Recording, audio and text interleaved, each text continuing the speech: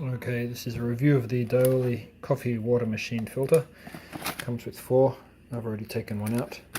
First thing to notice is that there's a nice little slit here allowing easy tearing open of the plastic bag and removal of the cartridge. I've removed the cartridge already. It's over near the sink. Per the instructions, the first thing I need to do is to run water through the filter in order to prime it. So here I am priming the filter. I've been running this for about a minute and I can see that it's working because right here the water goes in through the hole at the bottom and it's coming out these little holes here. Next thing to do is remove the filter from the machine. Take off the lid here.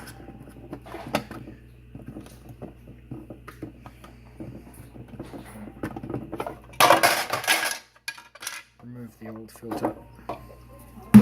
Make sure that the new filter can be free of air. So I need to make sure that the water's full. I'll fill it up now. Here I am filling up the tank with water. I have submerged the new filter and there are no bubbles coming out, so it's ready to be fastened in place. Pops into place easily right here. One thing I do like about this filter is that it's sort of rigid, difficult a little bit to turn the top date mechanism, which is good because I want it to stay in place. I've set it to month 6, actually 7, July, which is 2 months after the current month. After putting the top cap back in place, it fits perfectly. Now I put the water filter back into the coffee machine.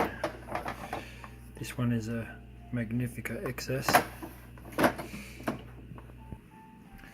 Now per the instructions I need to put a 100 milliliter container under the milk frother, turn the steam dial in position to on to deliver hot water. So I've got a cup here under the steam frother, turn it in position on to allow water to go from the water reservoir around here through the machine and therefore through the filter, and to ensure that the water is going through the filter. And this is worked now for a few seconds, so the filter works, everything's good. Turn off the filter. Water from the steamer. Perfect. Works just as I would hope. What a good product.